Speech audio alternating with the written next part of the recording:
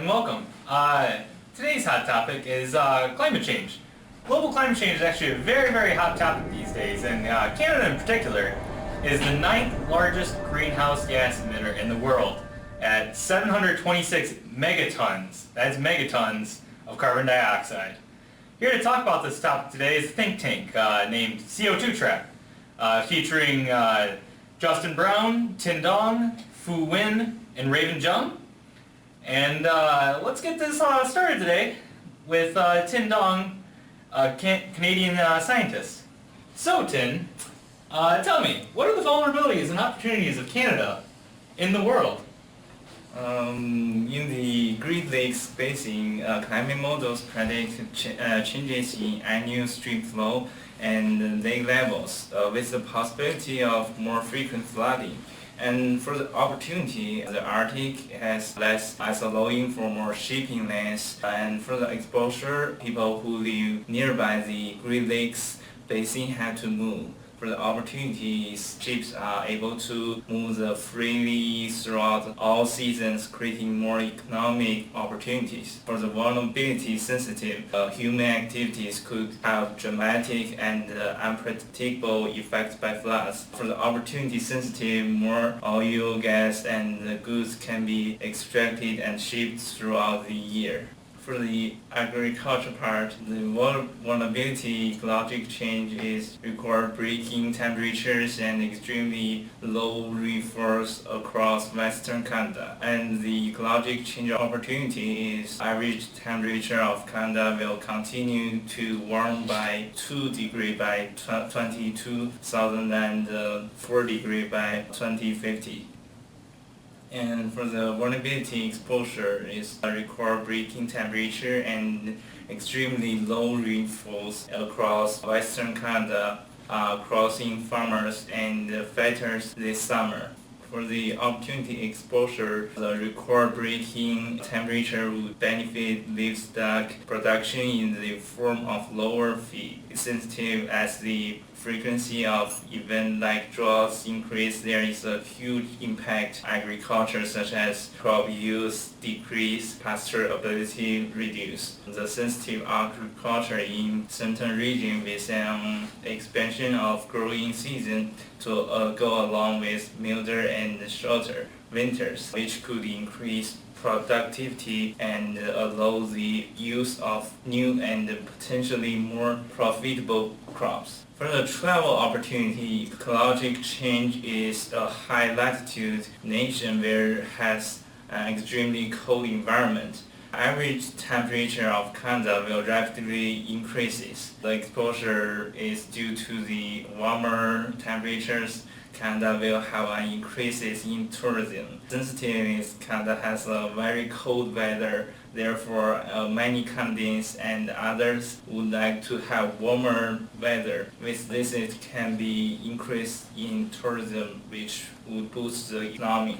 The health vulnerability, economic change, there has more exposure to disease-bearing insects. The opportunity, ecological change due to the warmer temperatures, the body can fight off things and like influenza and the common cold more easily. The exposure vulnerability is all animals, including humans, affected by these disease-bearing insects. The opportunity exposure is high risk of populations like children and the elderly. For the sensitive vulnerability, diseases like malaria are appearing in areas where it has never been before. This causes some social economic issues and fear in many. For the sensitive part, there will be deaths due to things like the common cold and influenza. For the job opportunity, ecological changes recently, there has been an increase in the demand for eco-friendly products and solar and wind farms. The exposure is due to increases in demand of products, more jobs, and it benefits low-income households. For the sensitive, it creates of job for low-income households. Creating jobs helps put money in the economy. economic nation security opportunity. Ecological change has more focus on energy efficient devices, save energy and create less dependence on their nations. Exposure the Canadian nation government will be more independent. The Canada will have a lower dependence on other nations. Nature's resource like oil with its dependent Canada will be more politically stable. The next topic is we're going to talk a little bit about the Canada history, and we brought here Justin, who is a Canadian historian. So Justin, can you tell me a little bit more about Canada history? Well, yes, I can. Of course, I can. So, Canada, it's a very interesting place. So Canada, just like many other countries, went through industrialization and colonization. Canada was once underneath British rule. When that was happening, Canada resources such as furs, coals, and wood was exported to the British. In the late 19th and early 20th centuries, people worked in homes, on their farms, and in local workshops. Machinery for mills and other industrial applications were driven by water. People rode on horseback and delivered goods by horse-drawn wagons. After Canada declared independence from the British, Canada quickly adopted new technologies, mostly from the British, and used them to keep up with demand of the new developing economy. The development of the steam engine, combustion engine, and later electrical power helped to reduce the cost of manufacturing goods and provided a steady, reliable source of income for a large number of workers. Long-distance travel was also accompanied by the relative new development in steam locomotives and steam-driven ships. The Canadian Pacific Railroad had lines stretching across Canada. Trains moved grain from the West Prairies to ports of Vancouver and ports of Montreal and Quebec. The history of Canada's fossil fuel burning was also very interesting. Before the 1900s, Canada relied on burning coal as their main energy source. Due to the economic boom after World War II, Canada never burned more fossil fuel to keep up the energy demand. Oil replaced coal as Canada's most important fuel after World War II. According to the World Bank, fossil fuel energy consumption in Canada was last measured at 73% in 2012. Canada's total greenhouse gas emissions in 2013 were 726 megatons, yes, megatons, of carbon dioxide. Canada's greenhouse gas emissions in 2011 accounted for 1.6 of the global greenhouse gas emissions in the world. Deforestation is also very, very large in Canada. They recently passed up Brazil. In 1600 to 1900 liquidation era, people logged only the best trees. During the industrialization period, the population grew from 552,000, and many forests were converted into towns and villages. This actually paved the way for railroad construction in 1851, and most of the railroads went through Toronto and Montreal, and roads actually connected the back cities. And later on they started to become paved. Construction of the electrical streetcar, commercial, industrial, and residential regions also led to deforestation. The conversion of the forest to agricultural land is actually one of the largest contributors to deforestation in Canada. It's still ongoing, and about 45,000 hectares per year are being taken out in Canada. Canada's annual deforestation rate was in 2010 was less than 0.02% of the forests in Canada. We're going to move to another topic, the demographics in Canada and their carbon footprint. The Inuits are a very large part of Canada.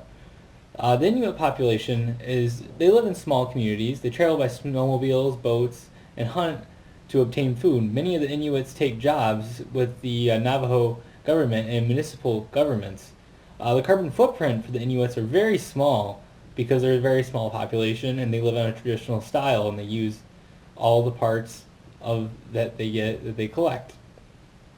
The poor lifestyle, on the other hand, they're actively between home and workplace. Some of them do not even have their own houses. The main transportation for them are walking and public transportation, so therefore their carbon footprint are relatively small as they do not have a lot of money to spend on luxury goods. The rich lifestyle, on the other hand, they have very intensive workloads. They're always going around and spending a lot of money. Therefore, people with a lot of money have a direct proportion on the carbon footprint. They have carbon emissions 3 times that of an average individual. They choose quality over quantity, and which translate into more hours of work, making those goods to buy more food, clothes, and travel more. Vulnerable populations are also very large in Canada. There's 4 major vulnerable populations in Canada. The first of which is the poor. The warmer temperatures are raising the sea level, which are creating more flooding. The warmer flooding is leading to areas where insects can go to that they have not been able to, and therefore the sick cannot find hospitals as easily. And also in the impoverished areas, they're destroying crops and therefore affecting the growing seasons. Women, on the other hand, are also a vulnerable population. Women are not paid as much as men. Women are underrepresented in the science and political communities. This leads to programs that do not help represent women. Women are at a greater risk of suffering from psychological effects due to natural disaster. This is due to women often need to recover from an event while still continuing to fulfill household and external demands, and this creates a lot of stress on them. The last two are the indigenous populations and refugees. The indigenous are very interesting because they have a limited access to financial and technological resources. Global warming is the leading cause of ice and permafrost seasons to become shorter. The rising sea levels are causing damage to loss of cultural sites by the coast. The ocean also provides essential services for the Inuits. This includes transportation between communities, transportation to hunting areas, and a hunting platform. The refugees, the last ones on our list, are usually the poor that have been displaced from their house to actually the climate-driven, because of climate-driven natural disasters. These people can be from different territories of Canada or a different nation altogether. They have access issues with finding cultural appropriate services, finding familiar foods, and the ability to find employment in Canada. This can create large issues. Thank you. That's very good. Next we have scientist Riven. I'm gonna talk about history of Canada in UNFCCC and Kyoto. In 1992, due to city expansion, increases in cars and the use of fossil, the amount of carbon dioxide emission increased and it was considered to be a problem by government. Then Canada joined the UNFCCC on climate change in 1992 and as one of Annex I countries. As a result of the international discussions on climate change in the early 1990s, Canada set a target of reducing its GHG emissions to 1990 levels by the year 2000. In 1997, countries who were part of the UNFCCC negotiated a much more detailed international agreement called the Kyoto Protocol, in which 37 of the more industrialized countries of the world committed to reduce their GHG emissions by 5.2% below 1990 levels by 2012. Canada committed to a 6% reduction of its 1990 greenhouse gases emission levels by the year 2012. In 2002, Canada officially ratified the Kyoto Accord under Prime Minister Jim Christian's Liberal government. At the annual conference in Durban, South Africa in December 2011, Canada announced that they would be withdrawing from the Kyoto Protocol agreement. Let's learn about the platform of Canada in UNFCCC and Kyoto. Canada was the first Annex I nations to join Kyoto. Canada wanted to be a world leader in fossil fuel emissions reduction. Canada wants to help other nations such as non-Annex I nations. Canada wants to reduce deforestation and add more forest building. Canada believes in working with other large nations towards a common. The first involvement of Canada is that Canada hosted the 11th session of Conference of Parties. It enacted and finalized the rulebook for Kyoto and strengthened the clean development mechanism. For many governments, their main point was to try and re-engage the United States and to try and get it to join the Kyoto Protocol. This involvement relates to Canada's platform of being a leader in environmental issues. The second Canada's involvement is that in 2010, Canada adopted the Cancun Agreement, which included the establishment of reducing emissions from deforestation and degradation. This involvement relates to Canada's concern for the depletion of forests. The third Canada's involvement is that Global Methane Initiative, joined by Canada at its creation in 2005, focuses on the five main points: refining methane emission sources, agriculture, coal mines, municipal solid waste, oil and gas systems, and wasted water. Canada has invested $7.8 million in projects to reduce methane emissions in developing countries. Public and private sector partners in Canada have contributed $12 million to projects to reduce methane emissions in Canada. This involvement relates to Canada's platform of helping hit other nations with natural materials.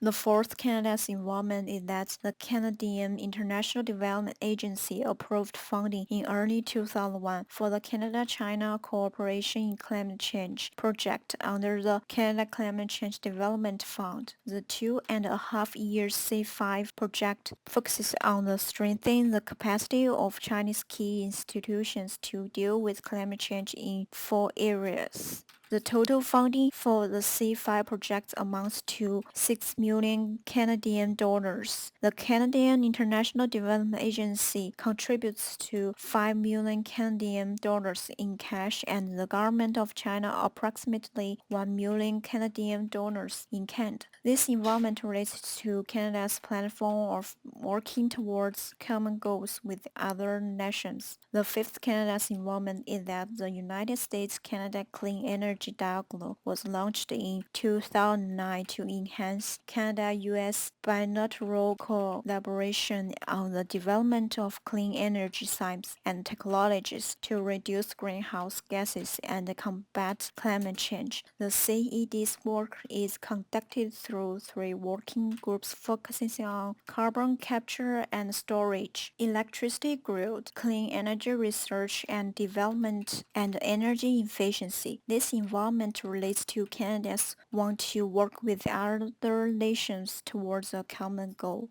Problems and withdrawal. Canada under Liberal Prime Minister Jane Christian committed to a 6% reduction of its 1990 greenhouse gas emission levels by the year 2012. However, between the base year and 2008, Canada's GHG increased by around 24.1%. The formula to meet the targets would have cost Canada $14 billion in penalties. Canada government decided to withdraw from the Kyoto Protocol in 2011. Canada could meet its commitment only through extreme measures like pulling all motor vehicles from its road and shutting heat off to every building in the country. Taxpayers would have to give $14 billion to other countries if Canada failed to meet the target. It was a political move of Conservative Party to criticize Liberal Party decisions.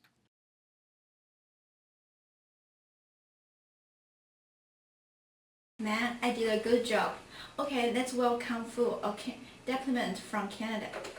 Thank you. Climate change is a threat to all countries in the world, and it's not only the rich country or poor country problem. All countries must share equally work on against global climate change, and also all countries must work together on against global climate change before it's too late. Our recommendation for Canada should invest more on clean energy and efficiency technologies.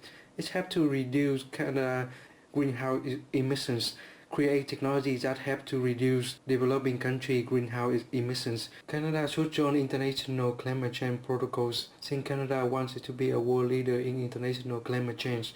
Returning an international climate change protocol is important to faculties international climate change protective progress and support constructive and impetuous global action. Set a goal that Canada can achieve. One of the reasons that Canada left Kyoto Protocol is that its Kyoto Protocol would be impossible to meet. If Canada set the target that can be achieved, it would gain the trust of other countries and prompt them to meet their goals. Engage and seek commitment from other major economies. The platform of Canada in UNFCCC is working towards a common goal with other large nations. Working with other major economies could improve the progress of protective climate change, protect the vulnerable groups. Indigenous people, women, poor people, and refugees are the major vulnerable population under climate change. Canadian government need to provide chance to support their living, including giving them more work opportunities, paying their health insurance, increasing their minimum wage, and provide more welfare. Canada's proposal for UNFCCC scientists represent the interests of all Canada's parties involved. Women are represented by the idea of the scientists representing the equality men and women in the progress towards clean technology. The poor benefit from the proposal because the government of Canada can save money. The money saved by the government can be put into the public work project. The plan is also cheaper alternative than Kyoto Protocol. The dominant political parties like the proposal because it will save money while still investing in saving the planet. The indigenous people want the earth to be clean like it once was, and the proposal is the best way to come close to this. The largest fear is that even with all the money put into one place, the goal may not be made. For example, the research takes longer than that at first expected, or the goal could not be reached. To overcome this fear, we recommend that there are milestones to each project to help keep the scientists on track and to help keep investing country interested in the project. Also, we recommend having a backup plan that is a bit more broad than the initial. I'm going to talk a little bit more about justice, why our recommend is fair, because every country is having invest in clean energy and technology for other countries, which can help all countries, especially the developing countries, have reduced emissions and save more money without reduce their production. The proposal is cheaper alternative than the Kyoto Protocol for some nations. Every nation is being charged by the same amount per tons of greenhouse gas. Another advantage is that proposal is more efficient than the Kyoto Protocol. The country produces the most amount of greenhouse gas, have the largest economies, therefore the amount paid is larger than and reasonable. About the social concern, we recommend a policy that protects vulnerable groups under climate change. Women are not paid as much as men. Not many women in the scientific community. Poor people get less food and get sick that they cannot afford it. Refugees have access with issues with finding employment and getting basic service that Canadians are supposed to have. Users cannot fully access technology due to the lacking working opportunities since they live in traditional ways such as hunting and fishing. The policy we address have covered all the concerns above. The policy includes that government will have more money that provide more working positions to them, increase their minimum wage, and funding to building particular living area for them.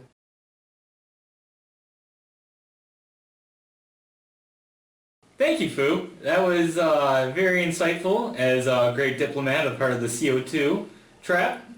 All of us part of CO2 trap here are actually very involved and looking forward to Canada's relationship with the UNFCCC and such. And we're hoping that they can go forward and create a better environmental and sustainable planet with the rest of the world. Thank you for your time. Bye. Bye. Bye.